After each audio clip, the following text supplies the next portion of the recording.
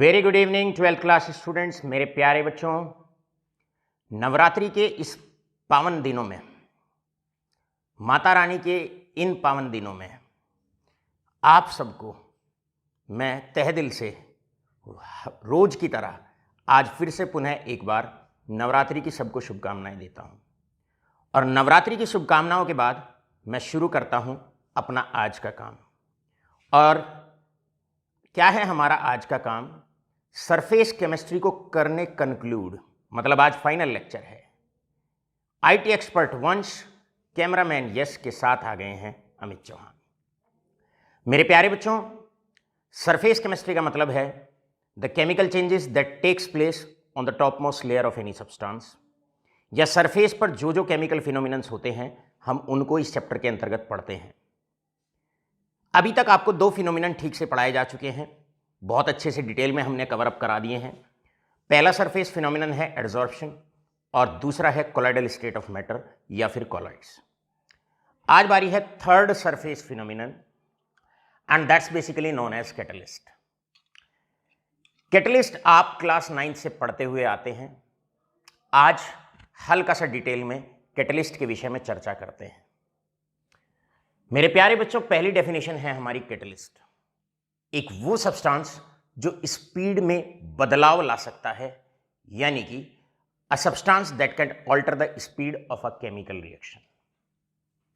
बदलाव लाने का मतलब होता है या तो वो स्पीड को इंक्रीज कर सकता है या स्पीड को डिक्रीज कर सकता है। अब ये जो काम होता है कैटलिस्ट का, action by which a catalyst alters the speed of the reaction, उसको कैटलिसिस कहा जाता है। कैटलिस्ट का मतलब एक सब्सटेंस जो स्पीड को ऑल्टर करता है, और कैटलिसिस का मतलब होता है action of a catalyst by virtue of which it alters the speed of the reaction. That phenomenon is known as catalysis. अब क्योंकि नाम में ही क्लियर है दैट ऑल्टर्स, मतलब एक सब्सटेंस जो स्पीड में बदलाव लाता है। अब स्पीड के बिहाफ पर दो तरह के कैटलिस्ट या दो तरह की कैटालिसिस, मतलब अगर स्पीड बढ़ाता है तो पॉजिटिव कैटलिस्ट, और अगर कैटलिस्ट स्पीड को घटाता है केमिकल रिएक्शन की तो negative catalyst. Action of a substance to increase the speed of the reaction is known as positive catalysis, and action of a substance to decrease the speed of the reaction is known as negative catalysis। मतलब speed के behalf पर, on the behalf of speed, we are dividing the catalyst into two parts। हम catalyst को दो part में divide करते हैं। एक positive catalyst, a substance that increases the speed of the reaction. Example लेते हैं।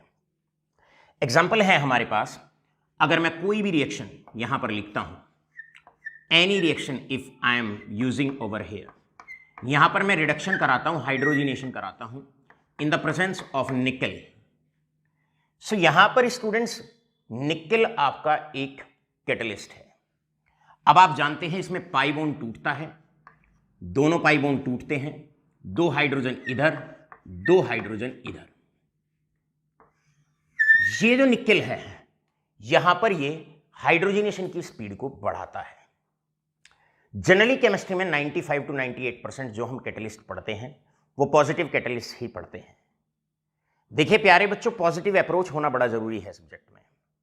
भाई हम कैटलिस्ट डालते क्यों हैं? रिएक्शन कराने के लिए और उसकी स्पीड को बढ़ाने के लिए। क्लियर है? हम जो सब्सटेंस डालते हैं उसको कैटालिसिस कहा जाता है। हमें चाहिए जल्दी से जल्दी प्रोडक्ट, फटाफट हमें प्रोडक्ट चाहिए, तो केमिकल सब्सटेंस जो फटाफट प्रोडक्ट बनवा दे, जो उसकी स्पीड को बढ़ा दे, जो जल्दी से हमारा काम खत्म कर दे, क्योंकि हमें रिएक्टेंट से फाइनली प्रोडक्ट ही चाहिए। रिएक्शन जो कराई जाती है वो प्रोडक्ट को लेने के लिए कराई जाती है, ना लेने के लिए नहीं।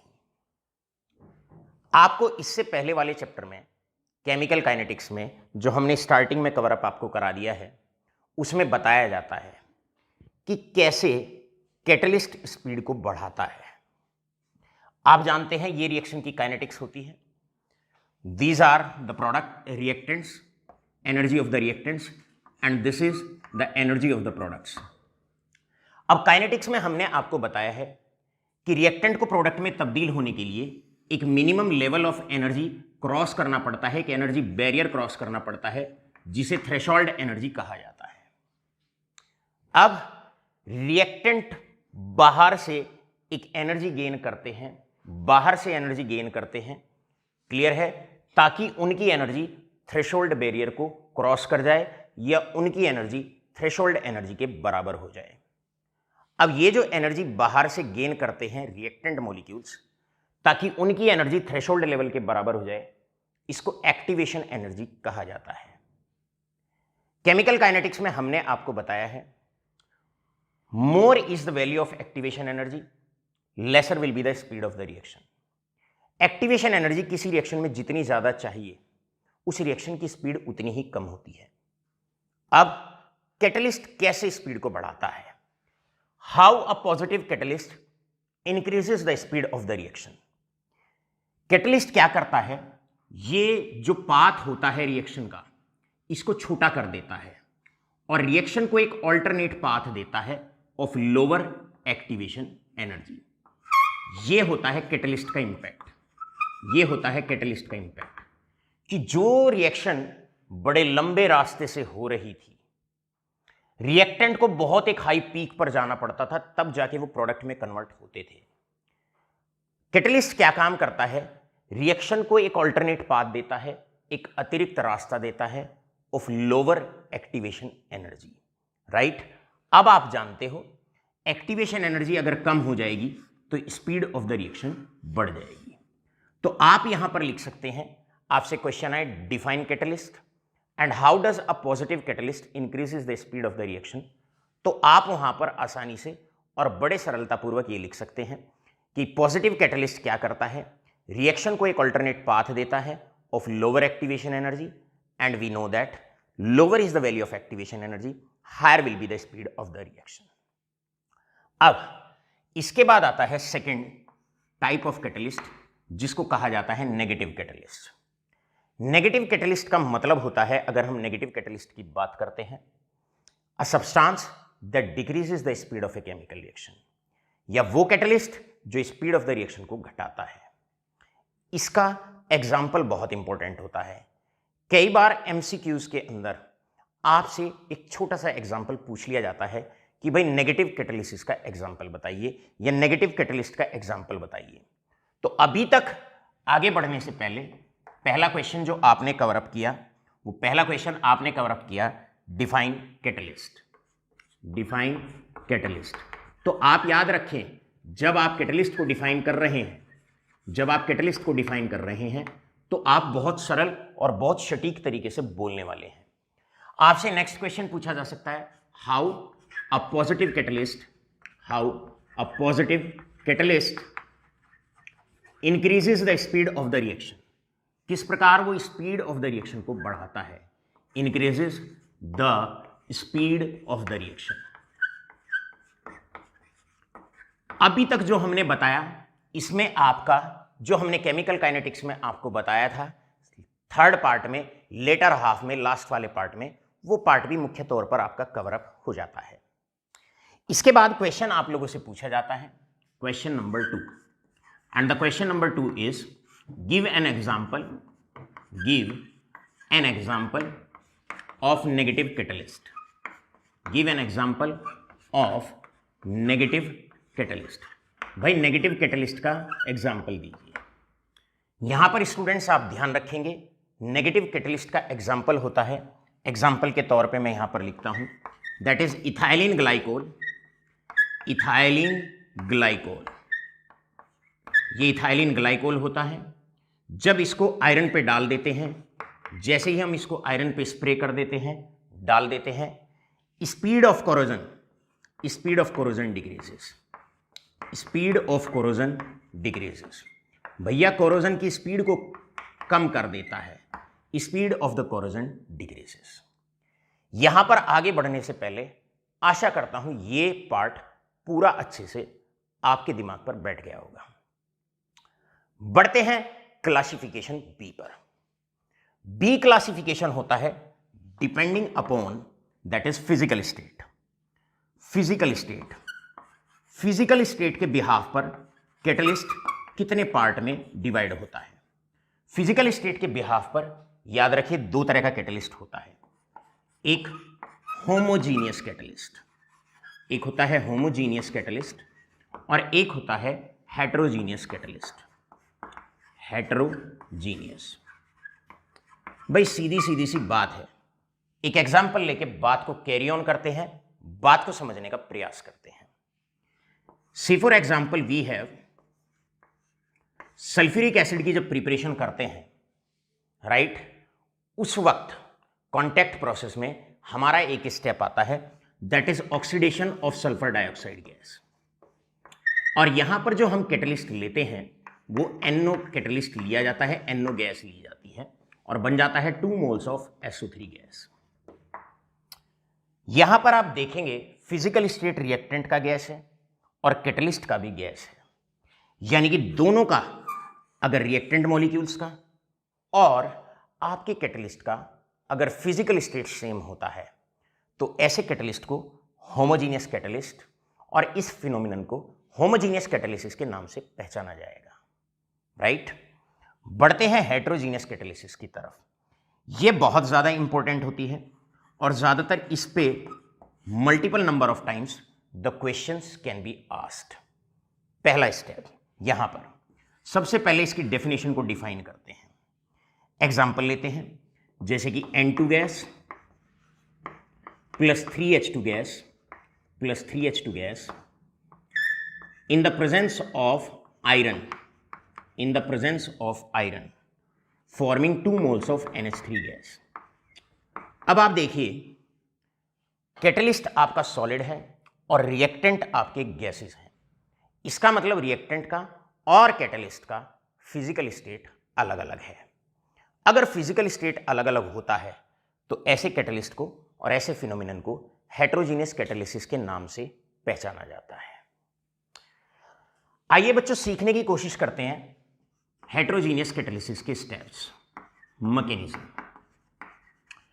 मैकेनिज्म ऑफ हेटेरोजीनियस कैटालिसिस बहुत इंपॉर्टेंट है। इस पर इसके तीनों स्टेप बहुत इंपॉर्टेंट है। हेटेरोजीनियस कैटालिसिस, यहां पर रिएक्शन 3 स्टेप में होती है। यह हेटेरोजीनियस कैटालिसिस मुख्य तौर पर 3 प्रकार होती है। पहला स्टेप होता है chemisorption. First step is chemisorption. Chemisorption पे बच्चों क्या होता है, what happens in the chemisorption step? आप जानते हैं जैसे ये आयरन है, ये आयरन है, ये आपका कैटलिस्ट है। Iron solid is catalyst. पहले स्टेप में रिएक्शन हो रही है 2 गैसेस के बीच में। अब गैस के मॉलिक्यूल्स आप जानते हैं जनरली दूर दूर रहते हैं, तो ये रहा N2 मॉलिक्यूल, ये रहा N2 मॉलिक्यूल और ये रहा H2 मॉलिक्यूल। तो सबसे पहले स्टेप में कैटलिस्ट क्या काम करता है, ये जो मॉलिक्यूल दूर दूर रहते हैं और दूर दूर रहने का मतलब है एक गिवन वॉल्यूम में इनकी मात्रा कम होती है, तो वो क्या करता है, इन्हें अपनी सरफेस पर एडजॉर्ब करता है, इन्हें अपनी सरफेस पर एडजॉर्ब करता है। जो दूर दूर मॉलिक्यूल्स रहते हैं उन्हें पास बुलाता है और पास बुला के अपनी सरफेस पर बैठा लेता है और इस फिनोमिनन को कहा जाता है केमिजॉर्प्शन। केमिजॉर्प्शन से क्या होता है, जो मॉलिक्यूल्स दूर दूर रहते हैं वो पास पास आ जाते हैं, नजदीक आ जाते हैं। एक गिवन वॉल्यूम के अंदर कॉन्सेंट्रेशन ऑफ रिएक्टेंट बढ़ जाती है, एक गिवन वॉल्यूम के अंदर कॉन्सेंट्रेशन ऑफ द रिएक्टेंट बढ़ जाती है। और आप जानते हैं कॉन्सेंट्रेशन का और स्पीड का क्या रिलेशनशिप होता है, more is the concentration higher will be the speed of the reaction. तो पहले ही स्टेप में कॉन्सेंट्रेशन को बढ़ाकर जो हेटेरोजीनियस कैटलिस्ट होता है by the help of chemisorption speed of the reaction बढ़ाता है। अब आपसे क्वेश्चन यहीं पर पूछ लिया जाए, define the importance of, what is the importance of, आपसे पूछ लिया जाए भाई इंपॉर्टेंस बताइए, इंपॉर्टेंस ऑफ नंबर 1 केमिजॉर्प्शन स्टेप। तो यहां पर आपका सीधा सीधा आंसर ये जाएगा, सीधा सीधा आंसर केमिजॉर्प्शन का जाएगा कि केमिजॉर्प्शन स्टेप के अंदर क्या होता है, जो जो कैटलिस्ट होता है वो रिएक्टेंट को अपनी सरफेस पर केमिसॉर्ब करता है।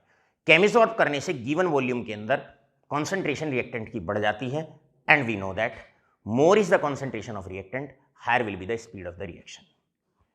सेकेंड स्टेप में क्या होता है, what happens in second step? Second step पे होता है केमिकल रिएक्शन। कैटलिस्ट अपनी ही सरफेस पर केमिकल रिएक्शन कराता है।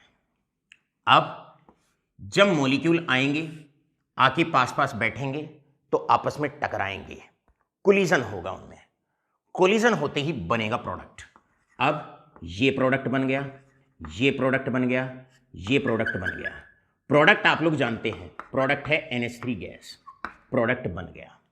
तो सेकेंड स्टेप में क्या होता है, ये जो मॉलिक्यूल्स आके सरफेस पर बैठ जाते हैं, ये आपस में टकराते हैं और टकरा के प्रोडक्ट बनाते हैं। चलते हैं थर्ड स्टेप पे। थर्ड स्टेप बहुत इंपॉर्टेंट होता है, and third step is desorption. The third step is basically known as desorption. Third step होता है डीसॉर्प्शन।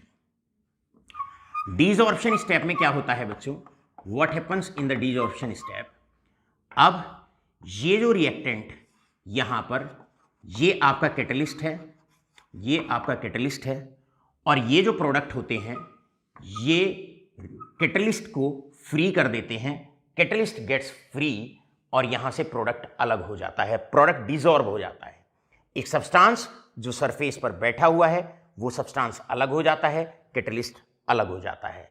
इस फिनोमिनन को कहा जाता है डीसॉर्प्शन, यानी कि रिमूवल ऑफ ऑलरेडी एडसॉर्ब सब्सटेंस। यहां पर आकर कैटलिस्ट फ्री हो जाता है। अब एनसीईआरटी में क्वेश्चन है कि भाई बताइए डीसॉर्प्शन का इंपॉर्टेंस क्या है। तो डीसॉर्प्शन का इंपॉर्टेंस है, यहां से next question is importance of chemisorption आपने लिखना है, और सेकेंड पार्ट में what is the importance of desorption भी आपको तैयार करना है। भाई कैटलिस्ट का एक और मतलब होता है, एक सब्सटेंस जो कम मात्रा में रिएक्शन में डाला जाता है। अब कम मात्रा में क्यों डाला जाता है? क्योंकि कैटलिस्ट बार बार क्या करता है, रिसाइकल करता रहता है अपने आप को।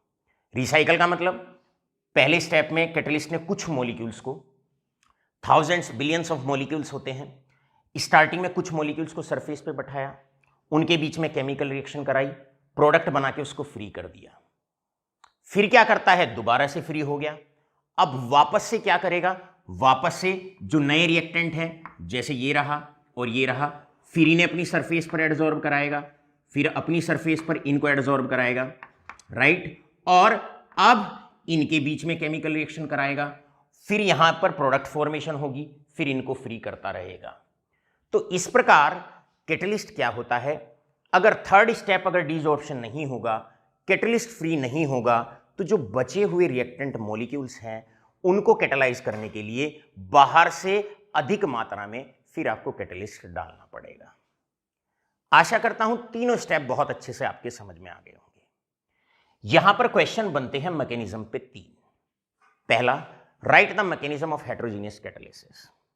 दूसरा, give the importance of chemisorption step and give the importance of desorption step. Desorption में आप सबके अच्छे से समझ में आ गया होगा कि अगर डीसॉर्प्शन नहीं होगा तो कैटलिस्ट फ्री नहीं होगा, और एक बार में जितने रिएक्टेंट कैटलाइज होंगे बस उतने ही रिएक्टेंट कैटलाइज हो पाएंगे, जो रिएक्टेंट बच जाते हैं वो कैटलाइज नहीं होंगे, राइट। इसीलिए कैटलिस्ट क्या होता है, बार बार फ्री होता रहता है, with the help of desorption free होता रहेगा, बार बार नए रिएक्टेंट मॉलिक्यूल्स को पकड़ता रहेगा, प्रोडक्ट में तब्दील करता रहेगा, नए पकड़ता रहेगा, प्रोडक्ट में तब्दील करता रहेगा। इसके बाद मेरे प्यारे बच्चों अब चलते हैं इस टॉपिक में कुछ छोटी छोटी सी डेफिनेशंस जो आपके लिए बहुत इंपॉर्टेंट बनती हैं। Now let us come to the definitions part. Definition में नेक्स्ट डेफिनेशन आती है, what is the activity of catalyst. What is the activity of catalyst. कुछ छोटी छोटी सी डेफिनेशन है, बड़ी इंपॉर्टेंट है। अब आप लेक्चर को ध्यानपूर्वक सुनेंगे, और आज जैसे ही मैं अपनी ये क्लास खत्म करता हूं तो मैं लगभग 1 घंटे तक अपने लेक्चर को क्लोज नहीं करूंगा, राइट। तो अब जो मैं डेफिनेशंस डिक्टेट करता हूं, इन डेफिनेशंस को आप लेक्चर के बाद भी आराम से रिवाइज करेंगे, सुनेंगे और फेयर नोट्स खुद बनाएंगे विद द हेल्प ऑफ जो पैकेज हमने ब्लैक कलर का आपको दिया हुआ है, उस पैकेज की मदद से। क्लियर है? लेक्चर की मदद से अब आगे के नोट्स आप खुद बनाने वाले हैं। चलो भाई, आता है next definition, define activity of catalyst. Activity का मतलब है एक कैटलिस्ट कितने टाइम्स इन रिएक्शन की स्पीड को बढ़ाता है। Right? Number of times the speed of A reaction increases by the catalyst. एक कैटलिस्ट कितने times speed of the reaction बढ़ाता है। प्रैक्टिकली माय डियर स्टूडेंट्स, ये पाया जाता है कि जो कैटलिस्ट होता है it increases the speed of any chemical reaction by 10 raise to the power 10 times, by raise to the power that is 10 raise to the power 10 times. अगर आप ये रिएक्शन करा रहे हैं, निकेल के प्रेजेंस में कराओगे, अगर निकेल की एक बार प्रेजेंस में कराओ और एक बार बिना निकेल के कराओ, तो स्पीड में बेसिकली जो डिफरेंस आप नोट करेंगे वो डिफरेंस लगभग 10 raise to the power 10 times का difference speed of the reaction में नोट डाउन किया जाएगा। राइट? चलते हैं नेक्स्ट डेफिनेशन की प्रति। Next definition is selectivity. Selectivity of catalyst. भाई सेलेक्टिविटी का मतलब होता है एक कैटलिस्ट एक पर्टिकुलर क्लास ऑफ रिएक्टेंट को ही कैटलाइज करता है, और अगर रिएक्टेंट्स में तब्दील होता है, किसी तरह का बदलाव अगर हम करते हैं, तो एक ही कैटलिस्ट दूसरी क्लास ऑफ रिएक्टेंट को कैटलाइज नहीं करता है। एग्जाम्पल के तौर पे मैं लेता हूं, जैसे हम भी बड़े सेलेक्टिव से टीचर हैं। कैसे? भाई हम जो तैयारी कराते हैं वो सीबीएसई और ICSE board, means the students particularly belonging to the English medium schools. Right? English medium वालों का हम सिलेबस कराते हैं। Myself is not teaching the state board like UP board, Haryana board, उनके स्टूडेंट्स नहीं पढ़ाते हैं, तो हम सेलेक्टिव हुए। इसी प्रकार कैटलिस्ट भी क्या होता है? सेलेक्टिव होता है। एग्जाम्पल के तौर पे अगर चाहे मैं यहां कैटलिस्ट की बात करूं, चाहे मैं एंजाइम्स की बात करूं, एंजाइम्स भी आपके क्या होते हैं? बायोकैटलिस्ट होते हैं। They are biocatalyst.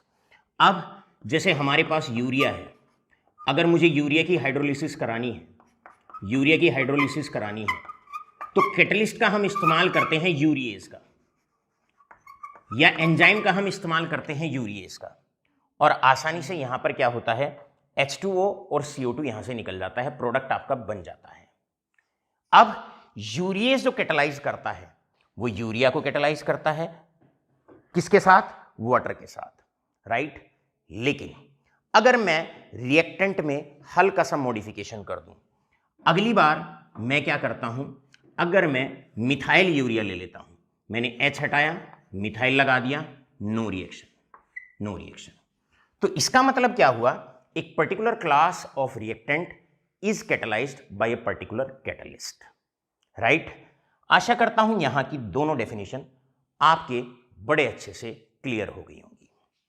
अब बढ़ते हैं नेक्स्ट डेफिनेशन आती है, दैट इज कैटालाइटिक पॉइजन।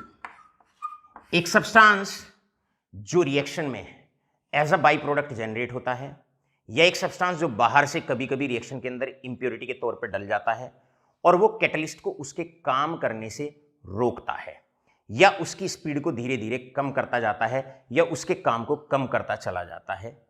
ऐसे सब्सटेंस को जो कैटलिस्ट को उसके कार्य से रोकता है या उसकी स्पीड को स्लो डाउन करता है, उन्हें कैटालिटिक पॉइजन के नाम से पहचाना जाता है।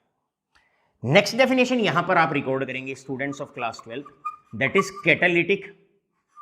Catalytic inhibitors.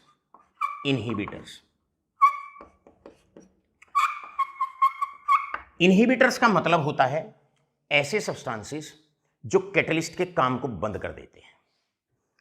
पॉइजन में स्पीड धीरे धीरे उसका जो काम होता है वो धीरे धीरे कम होता जाता है, लेकिन इनहिबिटर्स ऐसे सब्सटेंसेस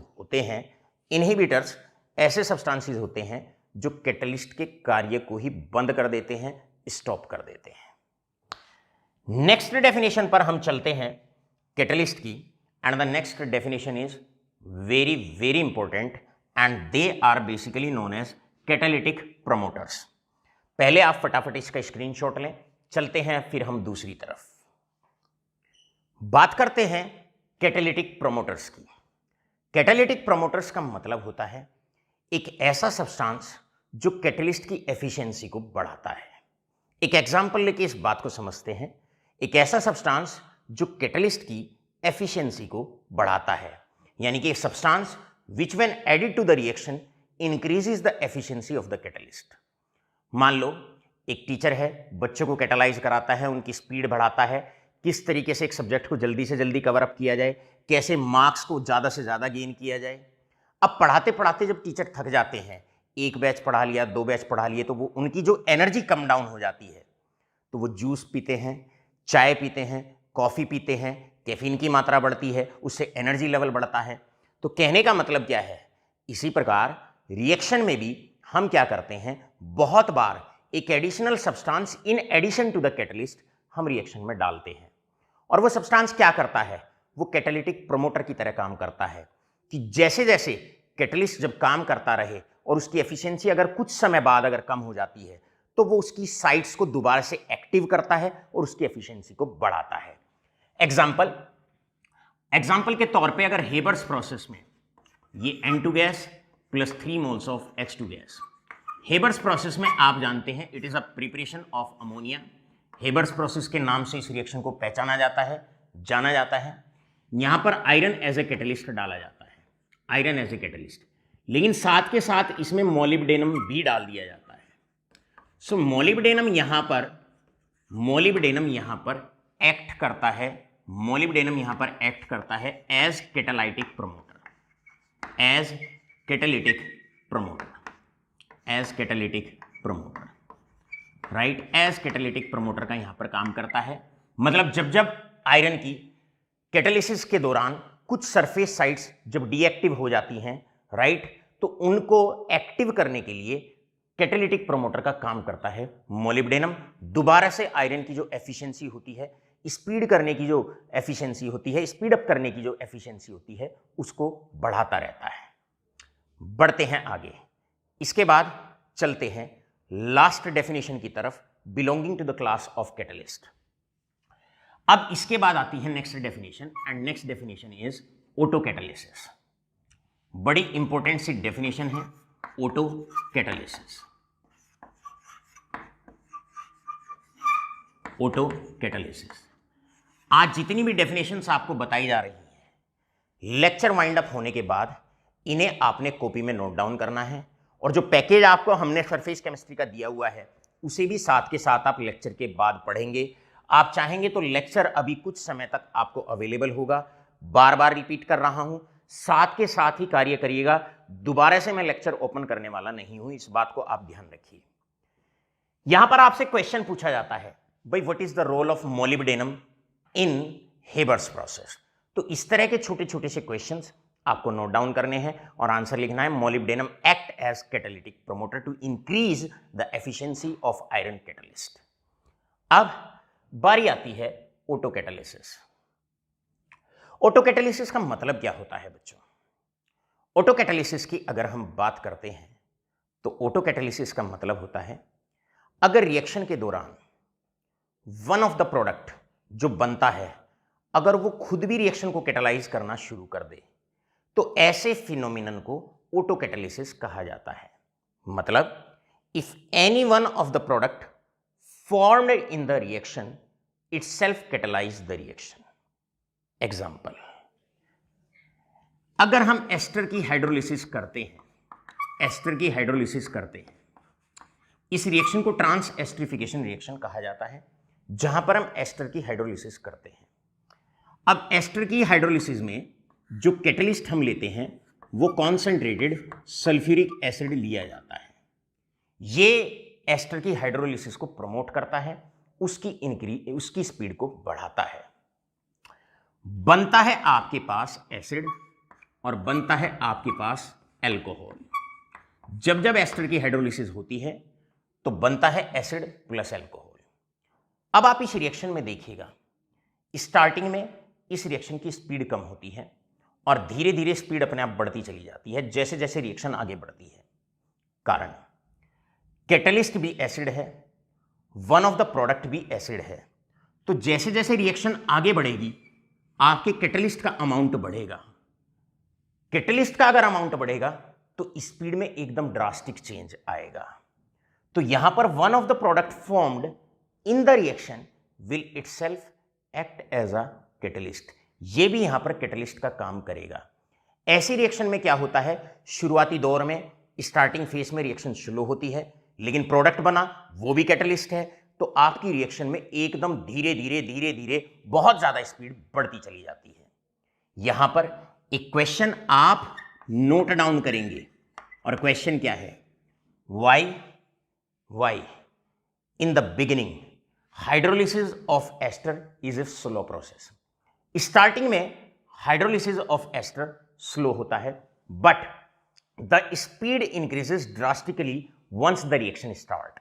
अगर एक बार ये रिएक्शन शुरू हो जाती है तो जो स्पीड होती है वो बढ़ती चली जाती है, बढ़ती चली जाती है, बढ़ती चली जाती है।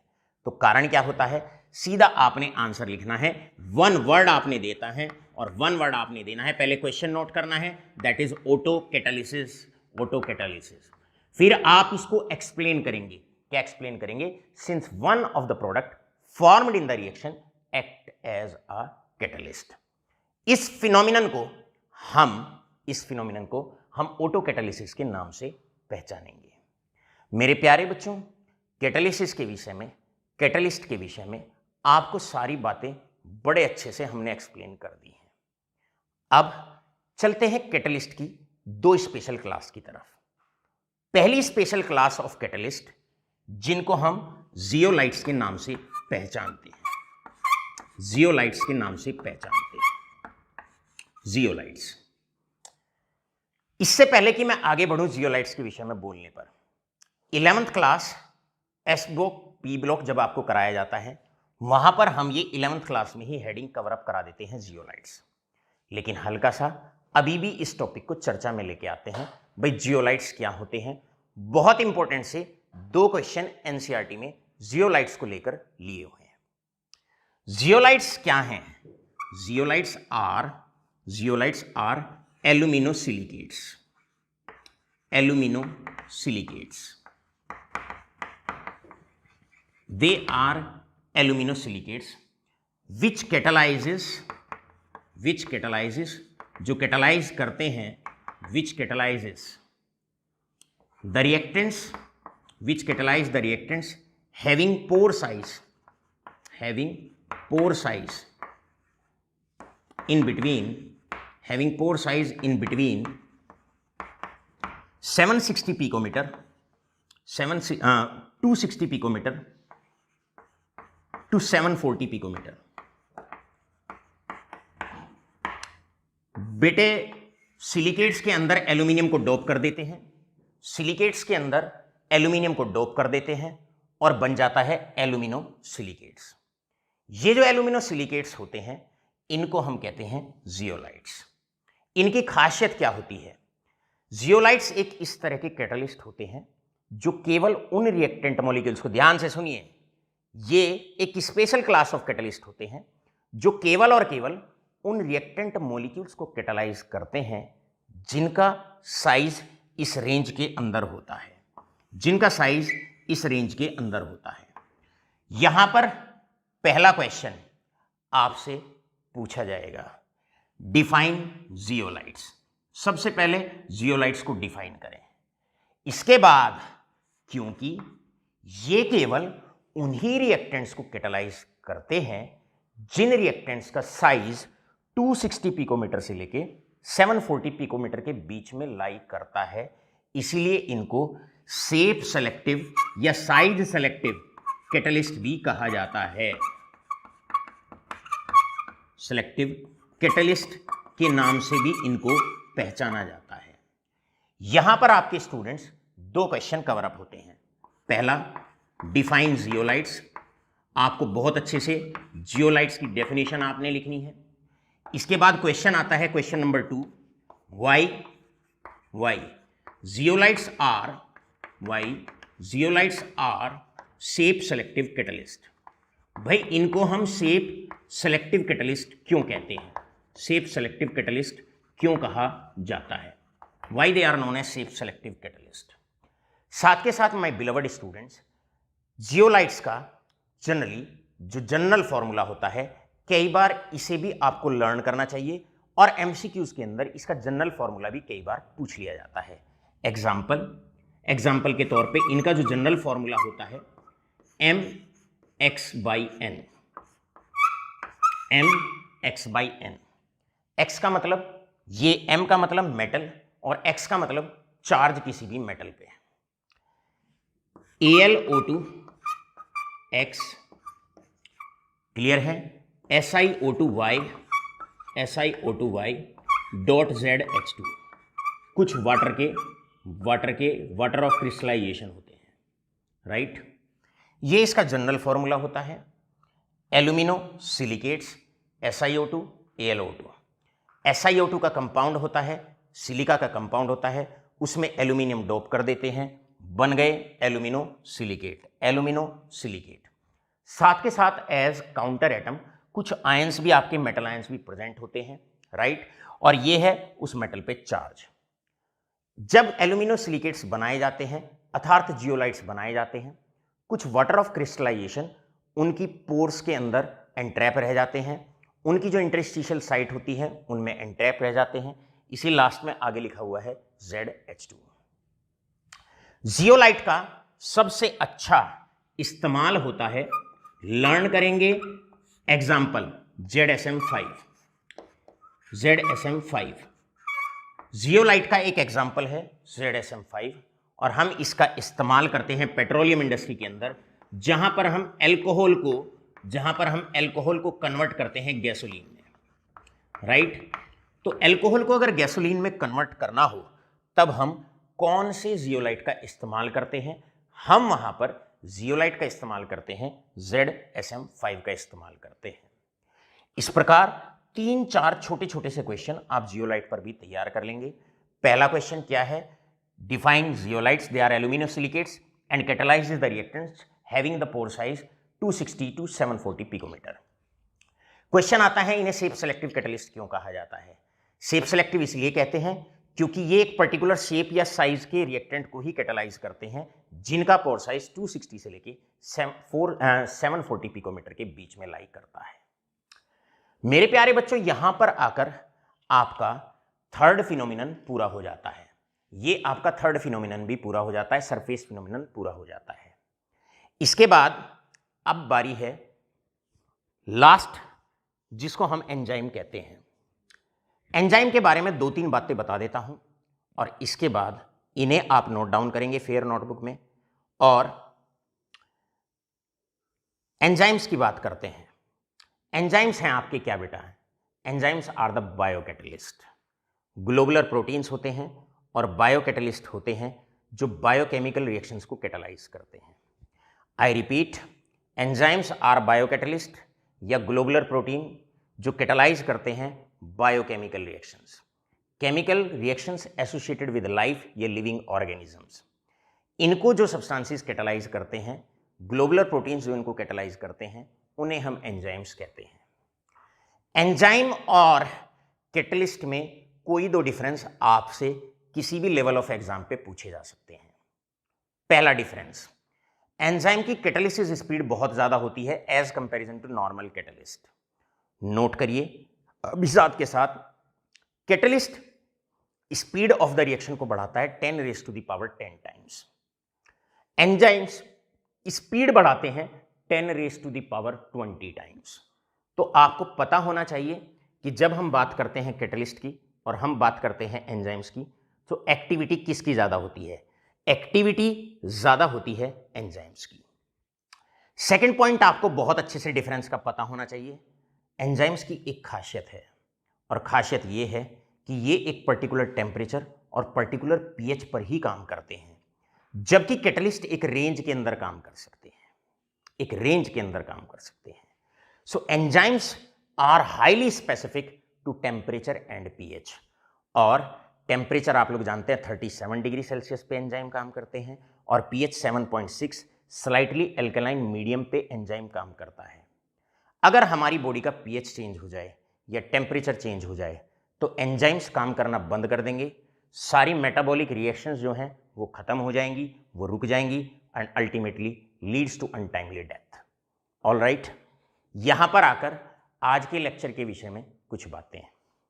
स्टूडेंट्स ऑफ क्लास 12th, कुछ बच्चे ये कहेंगे कि सर अब कैटलिस्ट और एंजाइम तो सिलेबस से कट गया है। मेरे प्यारे बच्चों, मैं आपसे कहता हूं कि हमारा और आपका जो कमिटमेंट है वो केवल सीबीएसई या आईसीएसई 12th बोर्ड एग्जाम का नहीं, बल्कि नीट और जेई का भी हमारा और आपका कमिटमेंट है। मैं ये चाहता हूं मेरा बच्चा जब 12th क्रॉस करके भी जाए और BTech, chemical engineering, BSc general chemistry honours, किसी भी कोर्स में अगर वो जाए तो वो किसी तरह की केमिस्ट्री में किसी भी पॉइंट पर कमजोरी महसूस ना करे। राइट, आज का लेक्चर भी आप केवल 12th के लिए नहीं, 12th के बाद के लिए भी आप तैयार करके रखेंगे। यहां आकर हमारा सरफेस केमिस्ट्री बहुत अच्छे से समाप्त होता है। आशा करता हूं आपका दिन शुभ हो, बची हुई शाम अब शुभ हो। धन्यवाद।